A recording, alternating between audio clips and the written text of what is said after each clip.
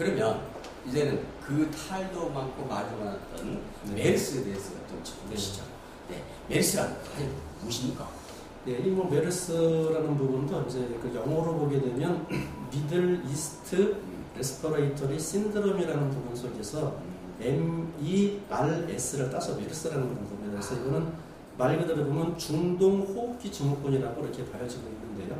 실제로 이제 메르스 코로나 바이러스에 의한 호흡기 감염증이다 이렇게 보여지면 되는데 이게 이전에는 사람들한테는 발생이 되지 않았던 바이러스입니다. 그래서 실제로 이제 박쥐나 그 단봉 낙타에서 있었던 바이러스가 그 자동 그 변이에 의해서 또는 그 자기 복제 기능에 의해서 사람한테 이렇게 감염되어진 이종 감염이라고 보여지고 있죠. 그래서 2012년 4월부터 사우디아라비아를 중심으로 해서 중동 지역을 강탈했던 그런 과정이 있었는데 이 부분이 2015년 5월부터 우리나라 전역에 와서 186명이 발생해서 36명이 사망했던 그런 과정이 있었습니다. 그러면 그 메르스의 전염 매개체는 무엇입니까?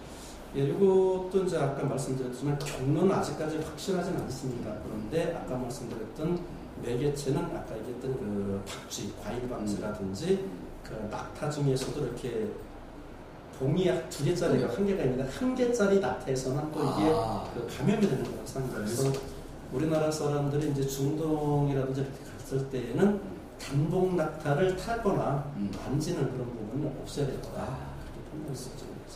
덩어리가 하나인 낙타만 조심하면 좀 그렇습니다. 방어가 되겠네요. 네. 그러면 지카 바이러스는 아까 있고 메르스의 증상은 이거는 이제 가장 중요한 게 그 38도가 넘어가는 그 고열이 특징적인 그런 증상입니다. 그래서 이 부분이 가장 중요하고 그다음에 이제 호흡기 증상으로서는 기침이라든지 호흡곤란 그리고 이제 근육통이 있는 그런 부분이 있고요. 위장 증상으로 이제 설사나 구토복통까지가 있고 약 72% 환자에서는 그 인공호흡이 필요할 정도로 악화되어진 그런 양상을 가지고 있습니다. 그 메르스의 또 예방책은 무엇입니까? 이거는 그 기본적으로 그렇습니다. 그 예방 백신이 아직까지는 없기 때문에 일반적으로 감염 질환이 되어지지 않도록 그 예방 수칙을 준수하는 부분이 중요한데요. 예를 들면 20초 이상 손을 좀 씻자라는 이유가 있고 씻지 않는 손으로 눈, 코, 입을 만지지 말자. 그 다음에 이제 기침, 재채기를 할 때는 입과 코를 막고 하면서 그 휴지는 반드시 휴지통에 담아서 버리는 그런 부분이고 유행을 할 때나 관련 국가를 여행한 후에 발열이라든지 호흡기 증상이 있을 때는 사람과의 접촉을 스스로 좀 피하도록 그렇게 좀 피할 필요가 있겠고요. 또 그러한 증상들이 있을 때는 즉시 병원을 방문해달라 그런 부분을 일반적으로 제시하고 싶습니다. 잘 지켜야 되겠습니다.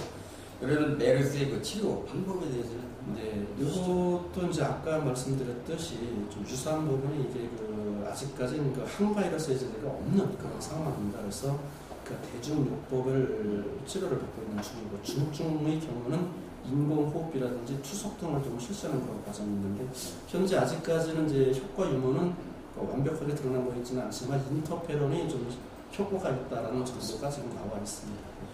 우리나라가 했던 선진국 같은 경우는 이런 신약 개발에 힘을 좀 써야 되는 것 같습니다. 네, 우리나라의 그런 발생 현황은 어떻습니까? 예, 우리나라는 이제 그 발생 현황이라기보다도 일단 그 격리를 했던 사람이 그 의심 환자로 문제가 돼서 격리했던 사람이 약 12,203명 정도가 있었고 그 중에 감염으로 확진된 사람이 186명이고 그 사망자가 36명 있었습니다. 저희 전라북도에도 약 1,250명 정도가 격리가 됐던 그런 사람이 있고 발생이 3명이 지명이 사망했던 그런 과거가 있었습니다. 네, 지금까지 메르스에 대해서 안타까운 현실과 예방책과 대응책 그리고 현황에 대해서 알아봤습니다. 네, 점점 신종 전염병에 대해서 깊이가 되어가고 있습니다. 네, 감사합니다.